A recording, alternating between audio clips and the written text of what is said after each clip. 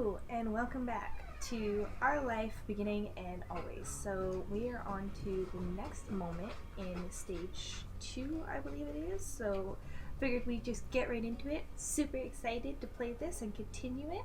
It has been so much fun. I am so glad this is a longer game after all. And I want to see where it goes and the whole journey and everything like that. So let's get into it. So excited. Back with this, and I think we are getting through the top ones, and then we're on to the DLC afterwards, and then stage 3, and we see how this all ties together, but we still got some time to go. Okay, so let's get into it. Continue. Where are we? Oh no, we are still towards the beginning. Okay, awesome. So we still got a ton to do. So let's go into growing and give it a shot. Okay, so growing it is. Early one afternoon, you found yourself in the living room with your family. It was another one of those summer days where it felt too hot to go outside, but it was too uncomfortable to do anything inside either. The air conditioning was cranked up as far as you could negotiate it, but everyone was still being pretty lazy. You, your moms, and sister were lounging around while the TV blared on in the backdrop, ignored by all of you. You specifically were lying spread eagle on the carpet, sitting cross-legged on the floor, perched on the armchair draped over the coffee table. I tend to sit cross-legged person. Looked out the window at the backyard, not that there was anything of particular interest to watch. Elizabeth broke the silence with a loud groan. You glanced over. She was lying on her back over the couch, massaging her calf with one hand. I feel terrible. I'm dying in this house and my legs hurt. Mom looked up from the magazine she'd barely been flipping through and frowned, concerned. Could you have strained them somehow? Elizabeth flailed briefly, then flopped onto her side with a heavy sigh. I don't know, it just hurts. Mom got up from her seat at the kitchen table and walked over to your sister. She did a light pat on Elizabeth's shoulder synthetically. I'm sorry you have to deal with this. Maybe it's growing pains? You could be taller by next fall. Elizabeth scuffed. She didn't look impressed by Mom's assessment. I'd rather be my height forever than deal with this. Mom walked over to, leaning against the back of the couch. Kids, they grow up so fast. Soon Elizabeth will have a home of her own, maybe even a nice husband and some kids if she feels like it. She stiffed loudly and wiped her eyes. Stiffed loudly and wiped her eyes when you could tell that it was just a bit. You tilted your head even though you knew Elizabeth liked guys. It was hard to imagine her with a boyfriend or a husband. She only seemed invested in hanging out with her group of friends, not chasing after boys. Mom must agree with you because she shook her head. Let's not exaggerate, she's still practically a child. But if you were to ever do pursue romance, Elizabeth, you can come talk to me about it. Definitely, we'll always be willing to lend an ear. Elizabeth's features contorted in disgust. No way, I'm not talking to my mom's about that. Mom's jaw dropped, and she gasped in an exaggerated display of shock. Her hands came up to rest against her chest. Mom only grinned. She didn't look offended by Elizabeth's quick response at all. It really wouldn't be so bad to come to us. I know that it's what it's like to have a crush on a pretty boy or two. I don't, but I can listen anyway. Ma snorted at her own joke while Mom burst into giggles. They were having a little too much fun at Elizabeth's expense. Elizabeth certainly wasn't feeling the amusement because she rolled her eyes and sat up. I'm going back to my room. I'd rather melt alone, thanks. She strode off towards the staircase, taking the steps 2 at a time. Your mom stared after her, then turned to each other with raised eyebrows. Whoops, looks like we scared her off with all that romance talk. Oh well, we'll get her next time. You watched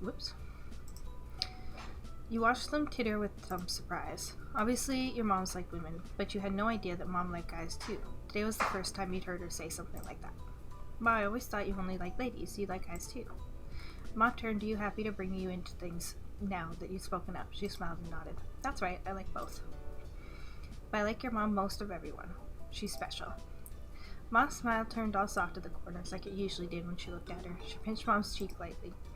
Ma reached up to cup her hand over Ma's. Even when Ma stopped pulling her cheek, her hands remained clasped together. Thanks, Lonnie. I think most women have charm, but no one can hold a candle to you. Aw, Pamela. So cute. Mom beamed and kissed Mom on the cheek as she pinched before. After their antics, she thought the moment was very sweet, cringed, and laughed at her antics. You chuckled quietly at their little back and forth. They were always saying cutesy stuff like that to each other. Oh, it's always nice when people are together and they still really get along and love each other and are cute, you know? Ma looked back at you, and back to you, letting Mom's hand go with a brief squeeze. She settled down next to you, and Mom followed soon after. You know, I'm always here to listen to you whenever you're ready. That offer isn't just for Elizabeth. In fact, I think that might be that talk might be needed sooner for you. After all, you already have someone, isn't that right? Ma shook her head and elbowed Ma, but it was futile. Meddler. And blushed furiously. You also elbowed her. Ma, I don't have someone special. Yeah, that's true. You blushed furiously. We're trying to stick with the direct route because that seems to be what works, which is towards blue. And like, if I agree with it, then like I'm good with it. Otherwise, we lean towards the yellow. Ma only giggled and smiled, not looking the least bit apologetic. There's no rush, of course. You can take all the time you need to figure out what or who you want. Don't think you have to stick with whatever you come up with right now, either. Life's nice like that. It can change and you can learn.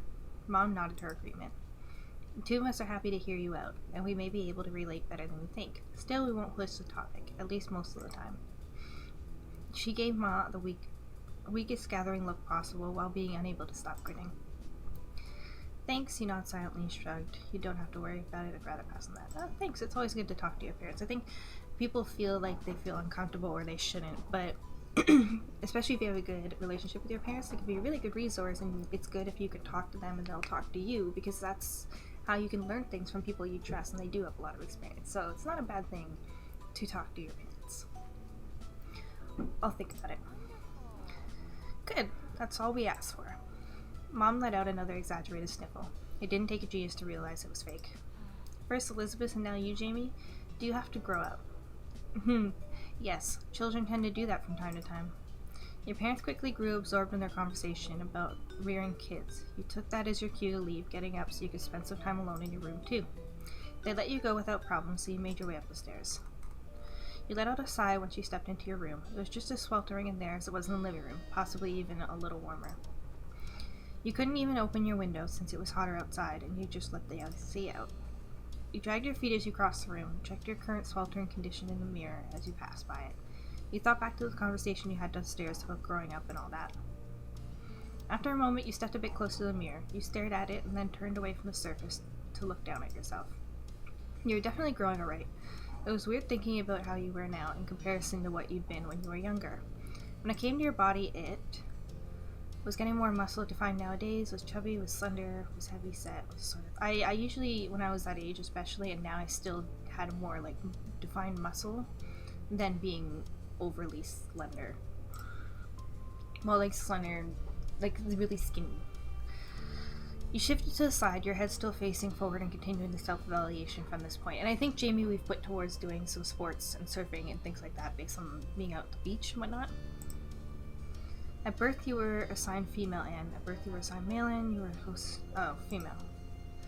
Chest was flat now, but you would likely change at least a little as you got older. You were starting to develop breasts. You already had noticeable breasts. You aimed to not have breasts through hormone therapy. Oh, aim not to have through hormone therapy. Oh, okay, I get you. I was like, what? At first, I was confused. Sorry. I developed early. Not that I would need to know. Standing sideways is easy to notice the slight increase in that area. Took a step backwards, finished with your impromptu inspection. You locked eyes with your reflection, cocking your head to the side. All things considered, it's nice that they give you so many options. You can literally be anyone and play this game and fit the role, if you so choose. Thought you looked fantastic, you didn't look too bad, you had no idea how to feel, you were simply neutral, you were self-conscious, you just wanted to look different than you did.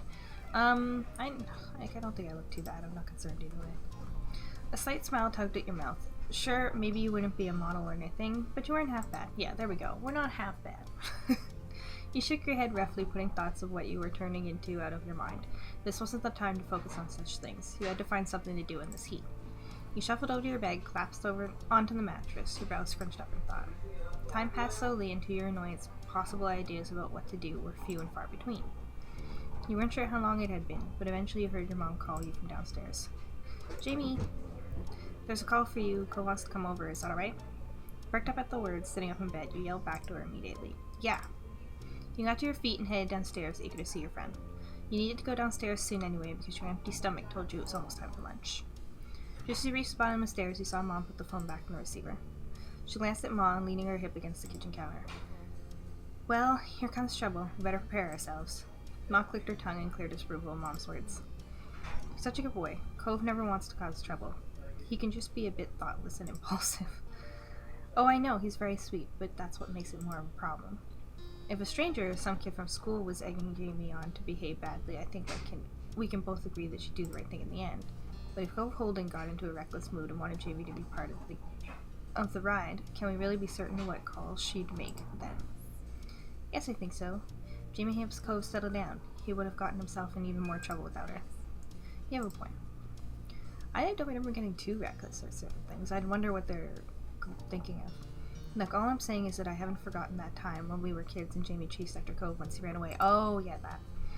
Ma just laughed as she turned away, still snorting. Her eyes met yours.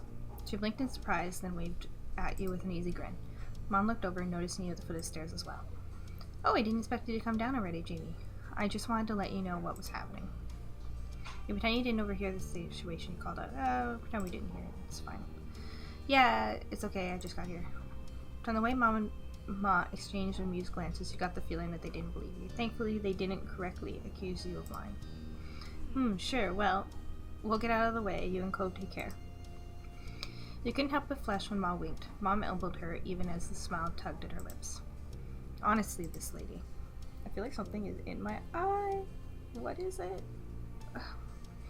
Your moms whispered amongst themselves as they went down the hall. Eventually, you heard the faint sound of their bedroom door shutting. Now you were alone in the living room, tasked with waiting for Cove. And that was just fine with you. If it hadn't been so hot outside, you would have visited him at his house a long time ago. You took a seat at the kitchen counter and settled in for the wait. As expected, there was a knock on the door a few minutes later. When you got up and answered it, your neighbor was standing on the other side. He came in once you stepped aside to let him pass, giving a little wave. You greeted him as you typically did. With a wave, with a low high five, with a nudge to shoulder, with a nuggie, with a hug. I tend to always greet people with a hug. You stiffened your arms and relaxed seconds after. One would think he'd be used to your hugs after all these years. Hey. His voice was cracked as he struggled to say something. You didn't feel worried about that. It was how he usually greeted you when you were close by. Oh. Co-signed and whipped his face a bit. You know that the sheen of sweat across his brow. He must be glad to be back in the air-conditioned place, even if he only had to walk across the street to get there. Something going on? Why'd you want to come over? I don't want to do anything, not when it's like this. He gestured vaguely to the humid air hanging around. I thought I could at least do nothing with you. Oh. Thought that was really sweet. How do you know I was doing nothing? Maybe I had plans. You nodded. That made sense to you. I was thinking the exact same thing. Yeah, I was thinking the exact same thing. You grinned and he smiled back, but that was all there was to it. Both of you were on the same page. Have you had lunch yet? I was gonna do it soon. Shook his head. I haven't really liked eating because of the heat. I probably should have lunch. I don't have breakfast this morning. Yeah, I get like that too sometimes. You should really eat properly. You didn't eat at all? Then you gotta have something now. Great, we can have lunch together. Yeah, I get like that too sometimes. My parents don't like it when I do that though. Mine don't either. They'll ask if I ate here when I go back home. Because when you headed into the kitchen, you crossed your arms as you glanced around, wondering what you should scrounge up for a meal. I don't want to eat anything that's warmed up. Is there anything cold or not cooked? Yeah. After a bit of back and forth, the two of you concluded that you should raid the fridge and cabinet in order to make sandwiches. With that settled, you had planned to decide on the outside layers first. There was a wide variety to choose from, since everyone in the house had their own favorites. There was white bread, wheat bread, sourdough, mixed grain, gluten-free bread, and pita pockets. Well, they really make sure that you can cover all the bases. Could you take the grain one for me? Sure. Reach for the mixed grain, then made your decision. Oh, a lettuce wrap. Bread, sourdough, pita, oh wow, cinnamon swirl bread. I guess we have to pick a different one, so... Oh no, I'm good with the mixed grain. Well, I'm mixed grain as well, so you set just that onto the counter. Then you decided what main direction the sandwich would go in. Love that we get to make these decisions. Very important life, domestic decisions. You wanted to make a sweeter style sandwich, you wanted a truly savory style. Sweeter style. Something sweet would be perfect in this sweltering heat. As for the specific ingredients, we just do grape jelly and peanut butter. I always loved grape jelly the most. And peanut butter. That was everything. Nod to yourself with a quiet hum, satisfied.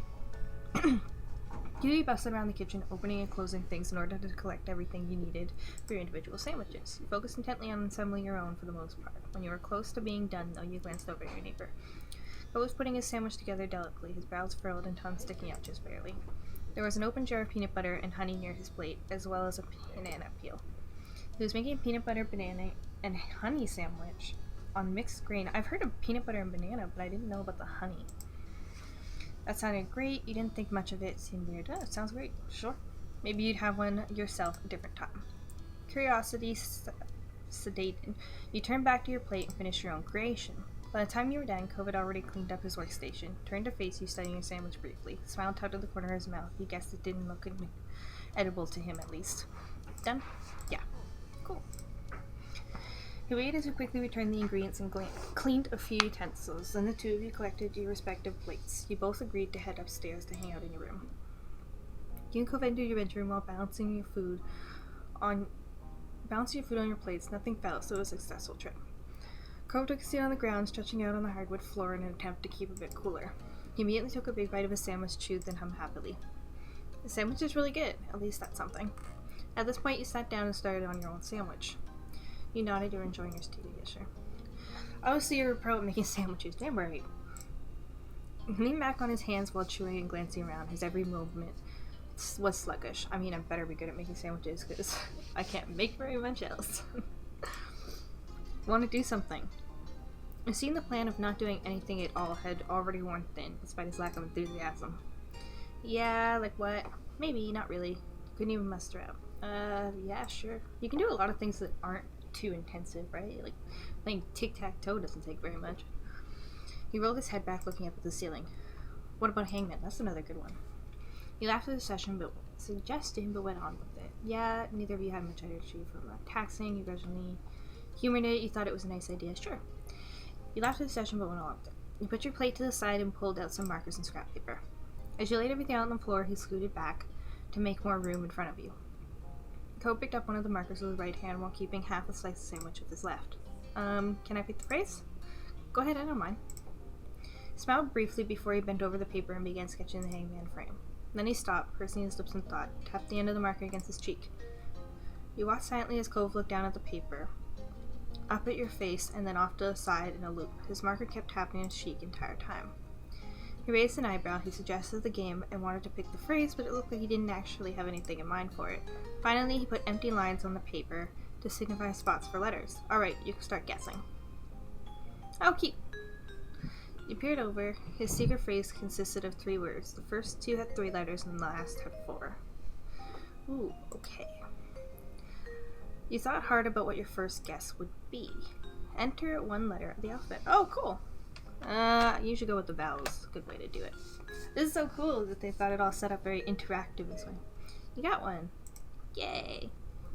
Out of the first round, you were about to take another bite of your sandwich when a thought occurred to you. I wonder if anyone turned off the TV downstairs. The TV was on earlier, but no one was really watching. Then everyone started leaving the living room. I know I didn't turn it off. It might still be on downstairs with no one there. Cove smiled crookedly at that. Poor show, playing with no one around to enjoy it. What was it? He squinted off in the middle of the distance, trying to recall the show's name. I feel like it was some kind of crime-solving drama. Cove nodded sleepily, his eyes closed, then opened again with some effort. Can you give any specifics? Maybe I can guess it. Well... Rested your chin on your open palm, groggily thinking as hard as you could. I remember there was a woman with long blonde hair, I think. She was one of the solving crimes, like, as a detective or something. There was a scene in a police station, because someone got arrested. You lapsed into silence, and both of you thought, then Cove chuckled. It wasn't that funny, but you joined the laughter anyway. I don't know what it is. Me neither, and I just saw it. Try another vowel. Good guess. Sweet. I'm never good at just immediately guessing, though. You have to bear with me on this one. Another round came and went. Cove grumbled as he readjusted himself, his features twisted and grimace. I feel so sticky. I'm going to sit stuck to the floor forever now. I'll have to charge you rent then. You can be my new roomie if you want. Looks like we'll be stuck forever. No way, I'll peel you after it. You just smiled. You can be my new roomie if you want. He smiled slightly at the joke suggestion. That wouldn't be so bad. You couldn't help but smile too, now that you thought about it. Being roommates with Cove would be fun. Then you returned to the game. Okay, let's throw an L in there. No, sorry, I'm gonna start adding a little person. Cove spoke up once more, catching your attention. He was peering at the piece of paper between you, his expression thoughtful. You know, Hangman is kind of a creepy game. Why do people come up with it? Why did they play it? Maybe It's what they had instead of real court trials back then. I've always wondered about that. I'll have to look it up later. It's a really old game. Not sure where the name came from. Maybe it's what they had instead of court trials. Cove raised a skeptical brow, yet bit back a laugh and feigned seriousness. If you got it right, then you were innocent, and they let you go. But if you got it wrong, they killed you. Shuddered at your eerie explanation before rejecting it outright. That's terrible and not real. Chuckled to yourself and went back to the creepy game. Ooh, I'm gonna lose, aren't I? Oh, wait. No.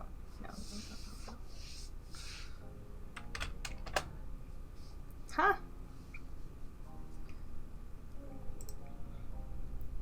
At this point, Cove had finished his sandwich. Yours was almost gone too, but now you were getting thirsty. You brought it up to your neighbor. Should we go downstairs to get some drinks? I was thinking that too, but I don't want to get up. Me neither. Looked over at him, near your eyes with false suspicion. But hey, what happened to you not being able to get up ever again because you were stuck to the floor? That's still true. I mean, we're not actually going, are we? I only thought about it. You rolled your eyes and dropped the issue defeated. Cove grinned a little after disappointment over his victory. Ha! And one letter of the alphabet. Oh, we did that. What's other beginning words? B? No. Okay, S? Ooh, I might win this, probably. I? Nope. Only one leg left, good luck. Oof. Let's make our last letter H. Oof. The little guy was all there and dead. I win. He scowled, but before you could say anything, Cove spoke up again. But I can still tell what it was. Tell what, that's written weird. You looked up and waiting for the answer. Instead of saying it though, he took his marker and silently filled in the remaining letters. Oh! It was finally full. You are cute. Oh! You stared. There was no mistake what was written, clear as day on the paper. You took the words in for a moment, then you looked up at Cove. He had trouble meeting your shocked gaze, a smile settling awkward on his lips. The next word left him in a mumble. It was all I could think of at the time. Her face blushing, you gave him a playful shove, still in disbelief. You stayed where you were. You fell backward on the floor. From your same position, you wrapped your arms around him. Ooh! We're going right in for the hug. It was instinct. You leaned over, wrap your arms around him in a hug. Say anything? No, you're cute. Thank you. I can't believe you, damn Cove. You just let out a small squeak. Yeah, we're just terrorizing. No, you're cute. Literally my boyfriend and I ready to go. No, you're cute. Cove smiled a bit more, clearly still feeling awkward about the move he pulled. Turned away from you, his cheeks tinted pink. The moment passed between the two of you. Now would be the perfect time to change the subject, but he didn't. He didn't either. Things started to feel a bit more personal all of a sudden. You looked at Cove's ocean eyes and saw yourself staring back. I really think you're cute, seriously. Did you mean it? Do you really think I'm cute? You didn't say anything. I guess the direct route was what was helping us before. Cove's features softened at your words, but he remained serious. Thanks. I meant it too. Finally, he broke the eye contact. I've heard at some point you're supposed to start liking types of people, guys or girls or whoever. I haven't really noticed that yet. Nothing's changed, not in a big way, not for everybody. Maybe I have to grow up more, but at least with... You waited, but he trailed off. He wasn't going to keep talking. You frowned a little disappointed. You wished he'd continue with what he was saying. Shook off the strangeness of the situation and tried to be supportive. Maybe you just don't like anybody. Or maybe you like all types of people. That's normal too. Cove seemed to appreciate that thought, if the smile had appeared on his lips was any indication. But the expression was quick to disappear. He peered over at you, looking nervous. Okay, what about you? What kind of guy or person do you like? He winced and seemed mentally kicking himself for saying it like that. You considered his question carefully. Did you know who or what you liked? You were starting to have a physical attraction in a general way. You only seemed to feel physically attracted in a specific situation. Didn't really have it. I don't think you could tell if you had an interest in anybody. I mean, we know who we're trying to go towards in the situation. Have an attraction in a general way. Really seemed to have a situation. Didn't think there was only one person. You never had the right to. So yeah, I guess we'll go towards the one route. But seriously, when it came to how you felt towards boys, you found them attractive, you thought you'd be happy with guys nowadays, you found them attractive, but you hadn't thought about being a guy, you weren't physically attracted, mention it. You didn't write any interested in deal with this section. I tend to like both, personally. But again, like going towards the route we are with this specific person and them being a guy and going towards this route, that's the route we're going to take. How you felt about Doris goes, oh, it does give you found her attractive, I'd be happy with girls someday. Yeah, so there you go. It's both. Or any style, exclusively male or female. No general interests were in someone who's non-binary, but there was special exception. Found them attractive, but you even thought about being with someone. I mean, I think that they can be just as attractive, but it's just not where my interest lies. Don't come at me, it just is what it is. I personally like both genders. I don't know as much about the other options, I would say, to make an educated guess or educated opinion. You turned your attention to Cove. He was waiting patiently for your response. You explained how you felt to Cove. I'd rather not talk about. Oh, we'll explain it to him. Whatever. You listened intently. I mean, that was the point. I thought we were. You listened intently, taking in every word as you tried to convey how you felt. He definitely perked up a bit when you mentioned having some interest in romantic relationship. He scratched the back of his head sheepishly. I'm not really sure how we ended up talking about all this when we started out just playing Hangman, but it was good, I think. Well, you said. I think so. You shrugged, felt awkward. Conversation had a mind of its own. I think so too. Hope chuckled a little bashfully. He glanced around, clearly scrambling for something else to say. So, have you read any new books recently? Yeah, actually. I'm really glad you brought it up. The conversation took a lighter turn after that, and it felt like you got closer that afternoon. Finally, the blazing sun began to set. To your relief, the air cooled down a bit as a result. You pulled yourself off the floor, as did Cove, with minor complaint. You both stretched your arms, groaning, and yawned into your hands. You glanced out the window briefly, taking in the soft reds, pinks, and purples. Oh, just mention yawning, and we're yawning. Purples of the late afternoon sky. Somehow you had made it through the scorching hot day in one piece. Cove turned towards you, motioning towards your window with his chin. Want to go outside? Might be better out there than it is in here now. Sounds good. I could really use some fresh air. Two of you took your time heading down the stairs.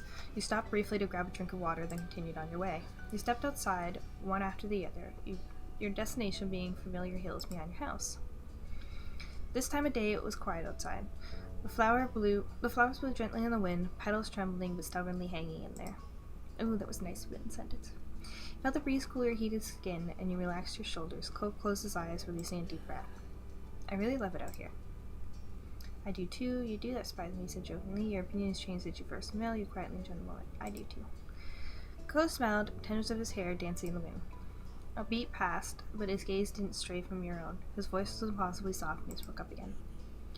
I'm glad I met you, Jamie. You're really important to me, you know? I mean, I would hope so after all this time. Rest of the statement, feel the same way. That's nice. Smile silently. Feel the same way. Voice came out equally delicate from the way his features brightened, though you knew he'd heard you. Then Cove reached over and held your hand without another word. Oh, so cute. Even the sun disappeared completely and the sky had darkened. You and Cove remained side by side for as long as you possibly could. Oh, that was so cute. I love it. I'm so excited. So we'll see kind of what happens next. I'm so excited to see how the relationship develops and what happens and, you know, the pace of our story. So thank you again for being here. I am super excited about this game. Still cannot wait to keep playing it. I both don't want it to end and want to see how it goes, and I think it'll be weird to play it for so long and then suddenly have it be over, you know. But I think people mentioned that it kind of leaves you almost feeling empty when it's done because you're so emotionally and wrapped up in it. But yeah, I think we'll save that for the next one. We'll see how it goes and hopefully the relationship develops nicely. So thank you again for being here, and I'll see you in the next one.